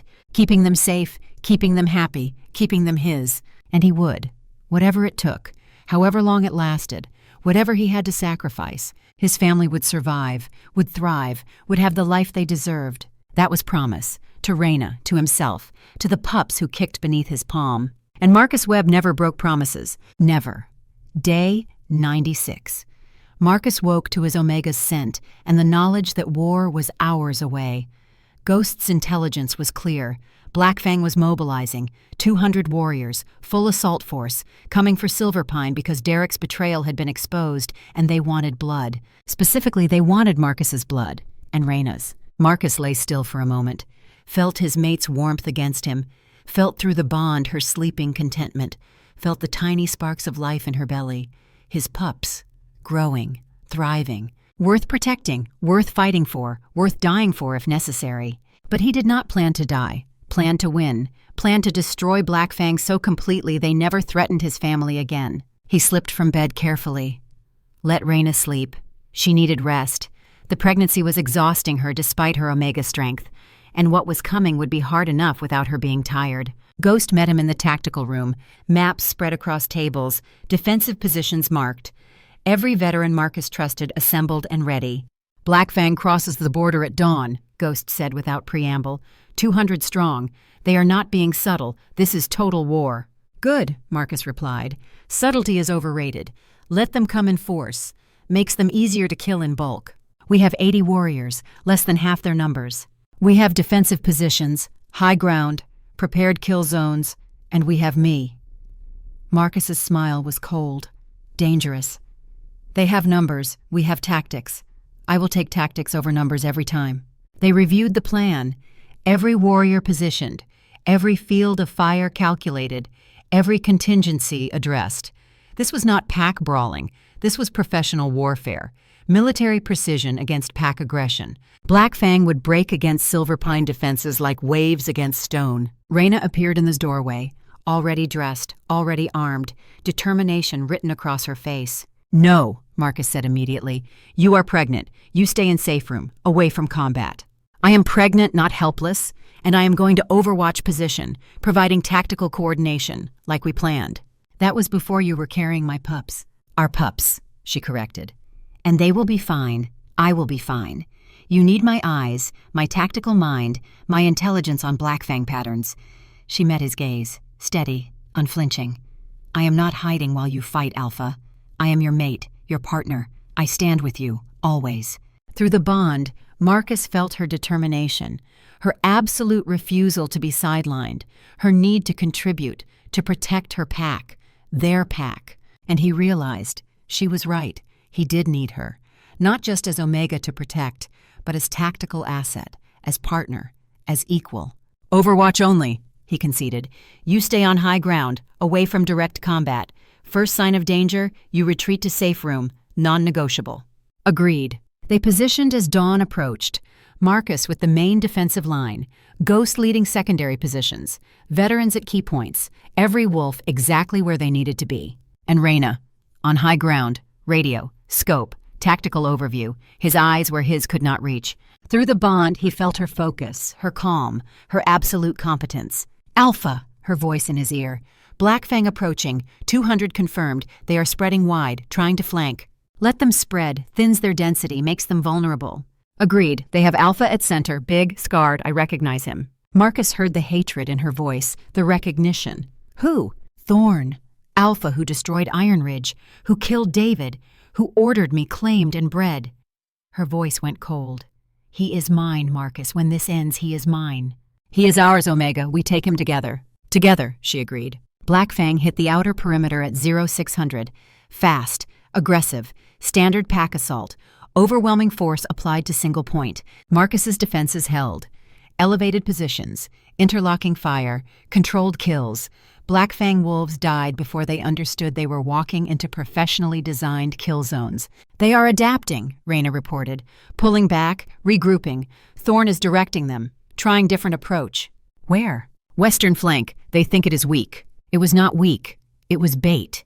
Marcus had deliberately made it look vulnerable, wanted them to commit there, where Ghost waited with concentrated firepower. "Let them come," Marcus said. "Ghost is ready." Black Fang committed. 50 warriors to western flank, confident, aggressive. Ghost's team shredded them. 30 seconds, 30 kills. The survivors retreated in chaos. "They are breaking," Reyna said, satisfaction in her voice. "Losing cohesion. Thorn is trying to rally them, but they are scared. This is not the easy fight they expected." "Good. Fear makes mistakes. Mistakes get them killed." But Thorn was not finished. The Black Fang Alpha was veteran of many battles, had destroyed Iron Ridge, had killed stronger packs. He adapted. "Alpha!" Reyna's voice went sharp. "Thorn is pulling back, consolidating. He knows direct assault will not work." "What is he doing?" "Unknown. They are regrouping outside rifle range, planning something I cannot see." Marcus's tactical mind calculated. Thorn was smart, experienced, would not waste more wolves on failed assaults. So what would he do? The answer came 30 minutes later. Smoke. Black Fang set fires upwind, thick smoke rolling across defensive positions, obscuring sight lines, negating the advantage of prepared positions. "Clever," Marcus admitted. "They blind us, then attack through smoke. We cannot target what we cannot see." "We have thermal scopes," Ghost said. "We can see through smoke." "They do not know that." Black Fang attacked through smoke, confident, thinking they had advantage, found Silver Pine warriors waiting with thermal targeting. More wolves died, more Black Fang broken, more retreat. But this time, Thorn used the retreat as feint. While main force withdrew, small teams circled, headed for high ground, where Reyna coordinated. Marcus saw it, through the bond, felt Reyna's sudden fear. "They found you!" "I see them. 5 wolves, coming fast. I am moving to safe room." "Stay there. Lock it. Do not come out until I come for you." "Marcus, go now. I will end this." He moved, left defensive position, tracked the team hunting his pregnant mate, 5 Black Fang warriors, heading for high ground, for his Omega. Fatal mistake. Marcus intercepted them halfway. Alone, 1 alpha against 5. They never had a chance. 32 years of close-quarters combat, decades of killing men who thought they were deadlier, SEAL training and alpha rage and absolute refusal to let anyone threaten his mate. He killed all 5. Brutal, efficient, clinical violence applied with perfect precision. And in the aftermath, covered in their blood, he howled. Alpha challenge. Pack alpha protecting pregnant mate. The sound echoed across battlefield, primal, absolute, terrifying. Every Black Fang wolf heard it, knew what it meant. Pack alpha in full protective rage. Most began retreating, self-preservation overcoming pack loyalty.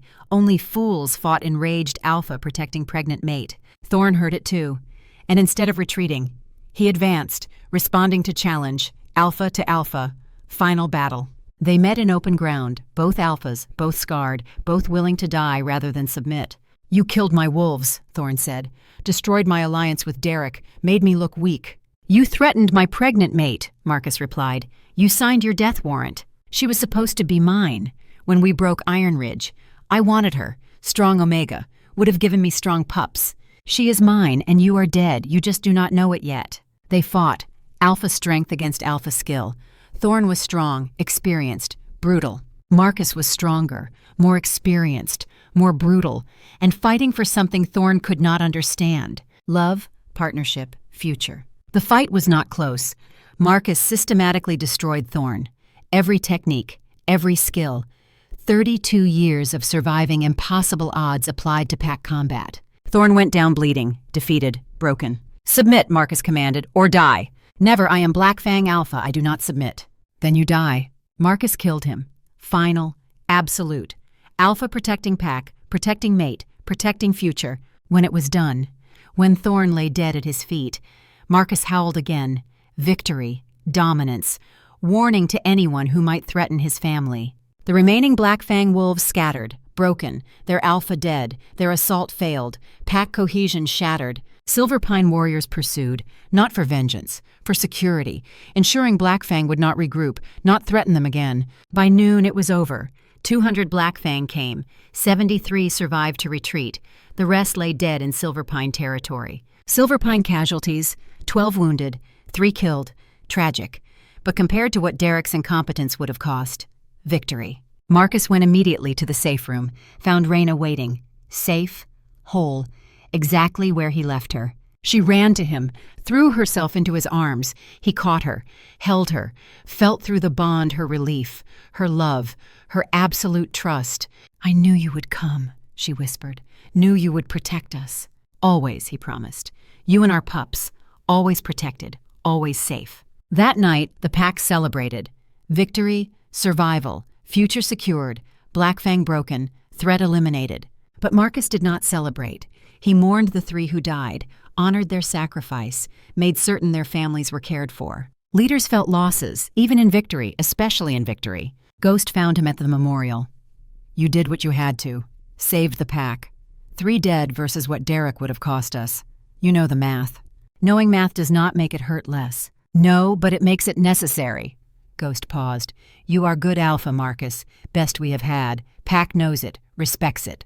I never wanted to be alpha, just wanted to protect my mate. Sometimes we do not choose our roles, they choose us." Marcus looked at his second, his brother. "You could have challenged me, could have taken alpha position yourself." "I could have, did not want it. I am better as second, as enforcer, as the one who does the hard things, so you can be the good alpha." Ghost's smile was thin. "We balance each other, like you and Reyna. Different skills, same goal. Protect the pack. Always." 3 months later, the pack had settled, rebuilt, flourished under Marcus's leadership. Black Fang remained broken, scattered, no longer unified threat. And Reyna, 6 months pregnant, glowing, beautiful, waddling around Pack House with her hand on her swollen belly. Marcus watched her with possessive satisfaction. His Omega, his mate, carrying his pups. Perfect. She caught him staring, smiled. "Stop looking at me like I am meal, Alpha. Cannot help it. You are beautiful." "I am fat." "You are pregnant. There is difference, and you are still most beautiful Omega I have ever seen." She walked to him. Let him pull her close. Let him rest his hand on her belly. Feel the movement of their pups. "They are active today," she said. "I think they have your energy. Or your tactical mind, planning their escape. Do not joke about that. I have 2 more months of this. 2 more months until we meet them. Until our family is complete. Our family is already complete. You, me, these little ones, Ghost and the pack. We have everything we need." "We do," Marcus agreed. "More than I ever thought I would have. More than either of us deserved after everything we survived. Maybe we survived so we could have this, so we could find each other, build this." She kissed him, soft, gentle. "My philosophical alpha, my protector, my love." "Your mate," he corrected, "always your mate." 2 months later, middle of the night, Reyna woke him with a whimper. "Alpha, it is time." He was up instantly, combat reflexes, but different mission. "The pups?" "Coming now, get the healer, and do not panic." He panicked anyway, could not help it. His Omega about to give birth, vulnerable, in pain, every protective instinct screaming. The healer arrived, calm, competent. "She is strong, Alpha, has been through worse than childbirth. Trust her." Marcus held Reyna's hand, felt through the bond her pain, her determination, her absolute refusal to quit. "You can do this, Omega. You are strong, the strongest person I know." "Tell that to my body," she gasped, "because right now I feel very weak." "You are bringing our pups into the world. There is nothing weak about that." Labor lasted 8 hours, long, hard, painful. Marcus felt every moment through the bond, wished he could take the pain, bear it for her.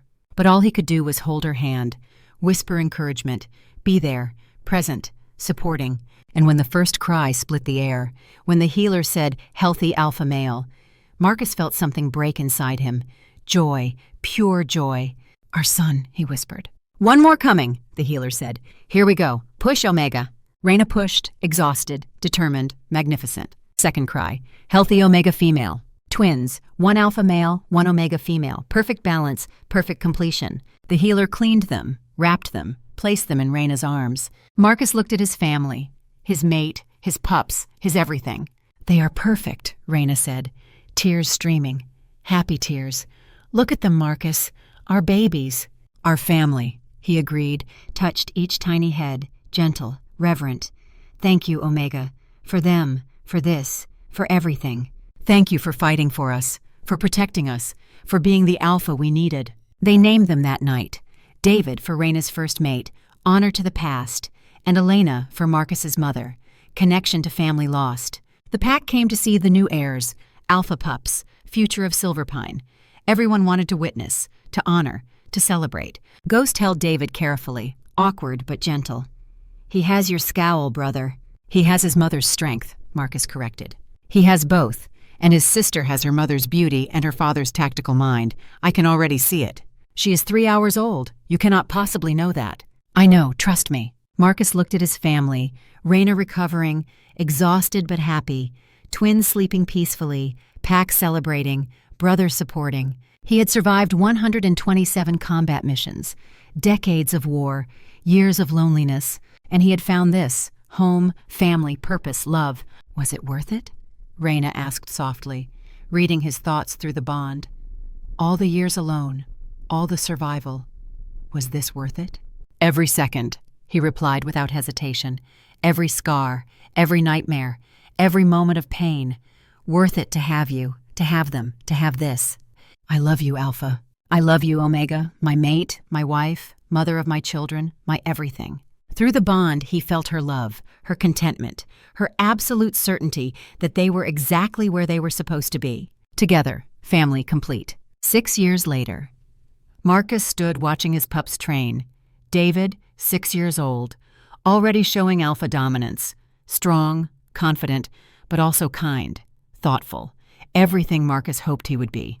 And Elena, Omega like her mother, but fierce, tactical, already outsmarting the other pups in training games. Reyna joined him, still beautiful, still strong, still his. They are growing fast, she said. Too fast. Soon they will not need us. They will always need us, just differently.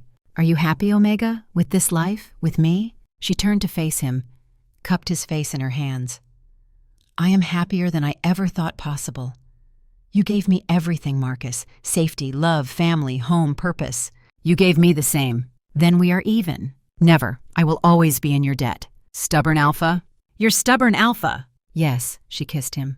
Always mine, as I am always yours. Marcus looked at his territory, his pack, his family, his life. He had come to Silverpine expecting to die, to use his final years in service. Instead, he found his mate, built a family, led a pack, created a legacy. And he realized this was what he had been fighting for all along, not just survival, but life, real life, the kind worth living, worth protecting, worth passing to next generation. David would be good alpha someday. Elena would be forced to be reckoned with. Together, they would lead Silverpine into future Marcus could only imagine. But for now, in this moment, Marcus had everything he needed. His Omega in his arms, his pups thriving, his pack secure, his future bright. He had fought impossible battles, survived impossible odds, built impossible life. And it was perfect, absolutely perfect. Marcus Webb, alpha, mate, father, leader, had finally come home, not to territory, but to family, to love, to purpose. And he would protect it, all of it, with everything he was, everything he had, everything he would ever be. Because this was his, they were his, this life was his. And nothing, not Black Fang, not Derek, not fate itself, would ever take it from him. He had found his place, his purpose, his happiness. And that was worth everything, absolutely everything. The end was just another beginning. And Marcus was ready for it, with his Omega beside him, his pups growing strong, his pack thriving. Together they had won more than war. They had won life. And that was the greatest victory of all. But the path to that victory was written in blood and fire. The morning Black Fang came, Marcus stood on defensive walls, watching 200 wolves approach his territory, his pack, his family. Through the bond, he felt Reyna's tactical calm from her overwatch position, felt her analyzing enemy formations, counting warriors, calculating odds. 200 confirmed, she said through radio. Thorn at center. They are confident, expecting easy victory. They are wrong, Marcus replied. Ghost, positions? All teams ready, Alpha, waiting on your word. Hold, let them commit, let them believe we are afraid. Black Fang advanced, spreading across approach. Thorn in center, Big Alpha, scarred, dangerous, the wolf who had destroyed Iron Ridge, killed Reyna's first mate, tried to claim her. Through the bond, Marcus felt his Omega's hatred, her need for vengeance, her absolute determination that Thorn would pay. "He is mine," Reyna whispered. "At the end, when this is done, Thorn is mine." "Ours," Marcus corrected. "We take him together, as mates, as partners, as justice." "Together," she agreed. Black Fang hit outer perimeter, fast, aggressive, trying to overwhelm through sheer numbers. Marcus's first defensive line met them. Rifles, precise shots. Wolves died. Black Fang faltered, regrouped. "They are adapting," Reyna reported. "Thorn is directing them, splitting into 3 groups, trying to flank." "Let them. Ghost, are your teams ready for flanking maneuver?" "Affirmative, waiting for them to commit." Black Fang committed. 50 wolves to each flank, 100 to center. Thorn leading center push personally. Ghost's teams shredded the flanking forces. Elevated positions, overlapping fire, professional execution. Black Fang died in kill zones they never saw coming. Center push hit main defensive line, hard, brutal, alpha strength against fortified positions. Marcus led response. Not from rear, from front, alpha to alpha, leading warriors by example. He killed 12 Black Fang wolves in first hour. Brutal efficiency. SEAL training applied to pack combat. Every technique, every skill, deadly precision. Deadly. Through the bond, Reyna provided tactical updates, enemy movements, weak points, opportunities. They worked together. 2 minds, 1 purpose, devastating coordination. Black Fang broke, retreated, regrouped. Thorn howled. Alpha rage, frustration. His overwhelming force was being systematically destroyed by smaller pack with better tactics. "They are preparing something," Reyna said. "Thorn is consolidating, planning different approach." She was right. Thorn used fire, set forest ablaze upwind, smoke rolling across defensive positions, obscuring sight. "Thermal scopes," Marcus ordered. "Switch to thermal targeting. We can see through smoke." Black Fang attacked through smoke, confident, thinking they were invisible. Silver Pine warriors cut them down. Thermal targeting made them visible, made them vulnerable, made them dead. More retreat, more casualties, more Black Fang broken. But Thorn adapted again, sent small team, 5 wolves, circling, heading for Reyna's position. Marcus saw it immediately. "They found you. Move, now." Moving to safe room, locking down. "Stay there, I am coming." He left defensive line, tracked the team hunting his mate, 5 Black Fang warriors, thinking pregnant Omega was easy target. They learned differently. Marcus killed all 5. No mercy, no hesitation, just clinical violence applied to protect his family. And when last wolf fell, when blood covered his hands, he howled, alpha challenge, protection, warning. Every Black Fang wolf heard it. Most retreated, self-preservation winning over pack loyalty. Thorn did not retreat. Thorn advanced, accepting challenge. They met in clearing, alpha to alpha, no words needed. This was primal. This was ancient. This was how alphas settled things. Fight, win, lead, or die. They circled, both scarred, both experienced, both willing to kill. Thorn struck first, fast, strong, brutal alpha power. Marcus blocked, countered, SEAL training flowing through him, not pack brawling, professional combat. The fight was fierce, bloody, both alphas landing hits, both bleeding, both refusing to quit. But Marcus had something Thorn did not. Marcus fought for family, for future, for pregnant mate carrying his pups. Thorn fought for pride, for reputation, for nothing that actually mattered. That made difference. That gave Marcus edge. He systematically broke Thorn, techniques learned over 32 years, applied with alpha strength and desperate love. Thorn went down, bleeding, broken, defeated. "Submit," Marcus commanded, "or die." "Never submit. I am Black Fang Alpha." "You were Black Fang Alpha. Now you are dead." Marcus killed him. Necessary. Final. Justice for Iron Ridge, for David, for every wolf Thorn had destroyed. And in aftermath, standing over Thorn's corpse, Marcus howled again. Victory, dominance, pack alpha protecting his own. Black Fang scattered, broken, leaderless, defeated. Silver Pine warriors pursued, not for slaughter, for security, making certain Black Fang would not regroup. By noon, it was over. Victory, at cost. 3 Silver Pine dead, 12 wounded, but alive, surviving, winning. Marcus went to safe room, found his Omega, safe, whole, waiting. She threw herself into his arms, kissed him. Through bond, he felt her relief, her love, her absolute trust. "You won," she whispered. "You protected us." "Always, you and our pups, always protected." That night, Pack celebrated victory, survival, future. But Marcus honored the fallen, 3 warriors who died protecting Pack. He memorized their names, their families, their sacrifice. Leaders carried that weight, remembered the cost, made certain it mattered. Ghost joined him at memorial. "You are good Alpha, best we have had." "I never wanted to be Alpha. Best leaders rarely do. They lead because they must, because no one else will, because Pack needs them. I just wanted to protect my mate, and in doing so, you protected us all." 3 months passed. Pack rebuilt, flourished. Black Fang remained broken, scattered, no longer threat. Reyna grew, belly swelling with twins, 6 months pregnant, glowing, beautiful. Marcus watched her constantly, possessive, protective, his Omega, his mate, carrying his legacy. "Stop staring," she said, but smiling. "Cannot help it. You are beautiful. I am fat. You are pregnant, different thing, and you are most beautiful Omega I have seen." She waddled to him, let him hold her, touch belly, feel pups moving. 2 more months, she said, then we meet them. "Cannot wait." "Liar, you are terrified." Terrified and excited, both simultaneously. 2 months later, middle of night, Reyna woke him.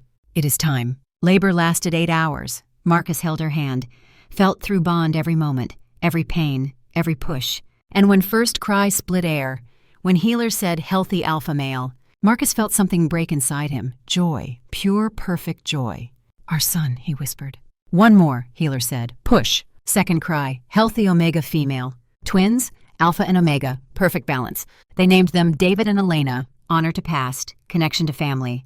Pack came to see new heirs, future of Silverpine, everyone celebrating. Ghost held David awkwardly. "He has your scowl. He has his mother's strength. He has both. And she has your tactical mind, already planning escape. She is 3 hours old." "I know what I see." Marcus looked at family. Mate, twins, Pack, brother. Everything he never thought he would have. Everything he survived for. Everything worth protecting. "Worth it?" Reyna asked through bond. "Every second, every scar, every moment of pain, worth it for this." "I love you." "I love you, my mate, my everything." 6 years later, Marcus watched pups train. David already showing alpha dominance, kind but strong. Elena fierce like mother, tactical like father. Omega who would terrify enemies someday. Reyna joined him, still beautiful, still his. "Happy?" she asked. "Happier than I thought possible. You gave me everything." "We gave each other everything." "Yes." He looked at territory, Pack, family, life. Had come expecting death, found life instead. Found mate, built family, led Pack, created legacy. And realized this was what he fought for all along. Not just survival, real life. Worth living, worth protecting, worth passing to next generation. David would be good alpha. Elena would be forced to reckon with. But for now, this moment, Marcus had everything. Omega in arms, pups thriving, Pack secure, future bright. Had fought impossible battles, survived impossible odds, built impossible life. And it was perfect. Marcus Webb, alpha, mate, father, leader, had finally come home. Not to territory, but to family, to love, to purpose. And he would protect it, all of it. Because this was his. They were his. This life was his. And nothing would take it. He found his place, his purpose, his happiness. And that was greatest victory. Not defeating enemies, not surviving battles, not leading Pack, but finding love, building family, creating home. That was what warriors fought for, what they bled for, what made survival worth the cost. And Marcus had it, all of it. His Omega, his pups, his Pack, his life. Perfect, absolutely perfect. And nothing, not war, not fate, not anything, would ever take it from him. Because he was alpha, was mate, was father, was protector of everything that mattered. And he would defend it, always, absolutely, forever. That was promise, to Reyna, to his pups, to himself. And Marcus Webb never broke promises. Never. The end. But before that end came new beginning. The morning after Black Fang's defeat, Pack gathered to honor fallen, 3 warriors who died protecting territory, protecting family, protecting future. Marcus spoke at memorial, voice carrying across assembled wolves. They died as warriors, fighting for Pack, for mates, for pups, for everything worth protecting. We honor them, remember them, ensure their sacrifice mattered. Pack howled, mournful, respectful, acknowledging cost of victory. Reyna stood beside Marcus, hand on her belly, feeling pups kick, life continuing despite death, future secured by sacrifice. "They gave us this," she said quietly, "gave our children chance to grow up safe. We owe them everything." "We owe them living well," Marcus agreed, making certain Pack they died defending thrives, that their legacy is prosperity, not more war. And they did. Over next 3 months, Pack transformed. Marcus's leadership solid, respected, effective. He implemented changes, better training, stronger defenses, smarter tactics, professional military discipline applied to Pack structure.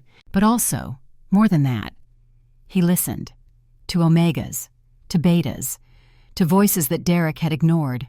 Pack meetings became actual discussion, not alpha dictating, but leader considering input, making informed decisions, building consensus. Reyna advised from shadows, her tactical mind shaping policy even as her belly swelled with pups.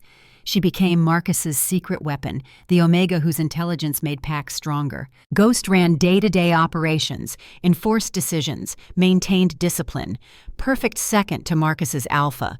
They balanced each other, complemented each other, made partnership that worked. And Pack prospered, grew, attracted new members. Word spread.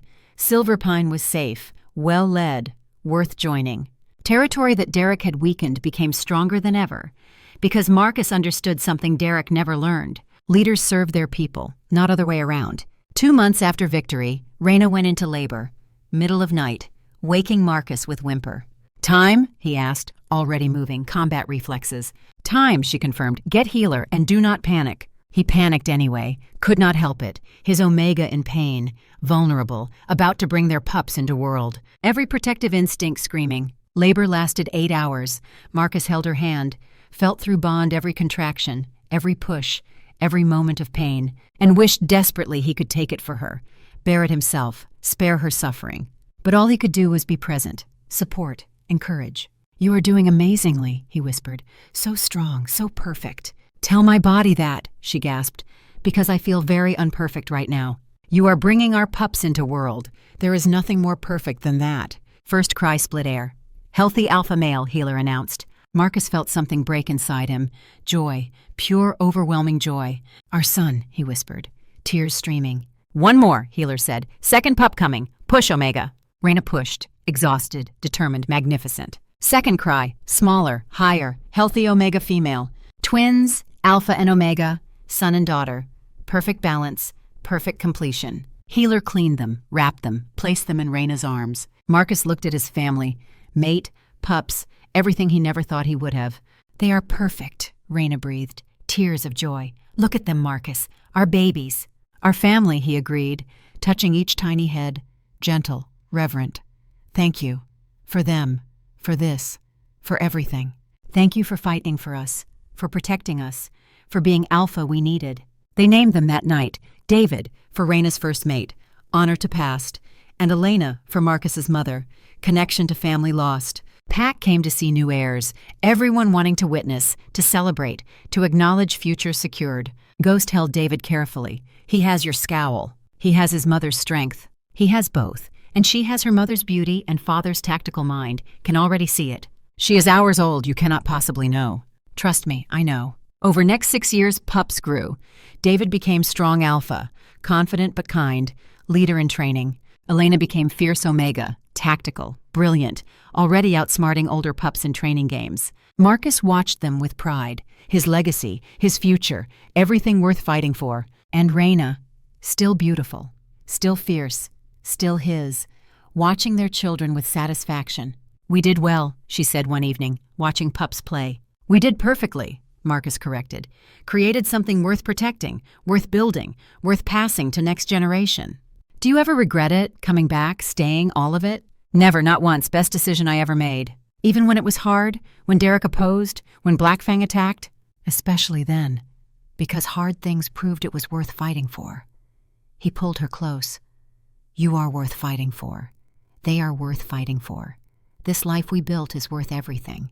I love you, Alpha. I love you, Omega. My mate, my heart, my everything." They stood together watching their pups, their pack, their territory, their life. And Marcus realized he had come to Silverpine expecting to die, to use final years in service. Instead, he found his mate, built family, led pack, created legacy that would outlive him. And that was victory. True victory. Not defeating enemies, but building something worth defending. His Omega, his pups, his pack, his life. Perfect, absolutely perfect. And nothing would take it from him. Because he was Alpha, mate, father, leader, protector of everything that mattered. And he would defend it, always, absolutely, forever. That was promised to Reyna, to David and Elena, to Pack, to himself. And Marcus Webb never broke promises. Never. Years passed. David grew into strong young alpha, respectful, competent, everything Marcus hoped he would be. Elena became tactical genius, Omega who advised Pack, whose intelligence shaped policy, Reyna's legacy living in daughter, and Marcus, alpha, mate, father, leader, watched them grow with satisfaction, had fought impossible battles, survived impossible odds, built impossible life. And it was perfect. His Omega aging beside him, still beautiful, still his. His pups grown strong, ready to lead next generation. His pack thriving, prospering, secured for future. This was victory, real victory. Not battlefield triumph, but life well lived, family well raised, future well secured. And Marcus had it all.